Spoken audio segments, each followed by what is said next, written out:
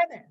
Let's say that you're working your way through a student roadmap and you come to a link that shows you a video and everything works as anticipated. And then you come to another link and it says, make a copy of student sheet 1, for example.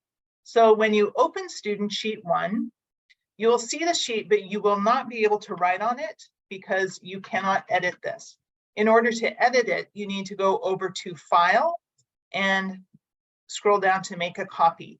If Make a Copy is grayed out, if you can't use it, that means that you need to sign into your Google account. So sign in, come back, hit Make a Copy, and you can rename it at this point. So you might want to put your name in front of it or however your teacher would like you to do it. You make a copy, and this copy is now in your own drive.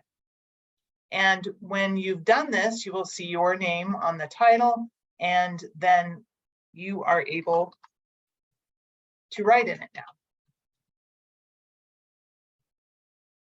There you go. It will then be saved in your own folder and you can turn it in as asked by your teacher.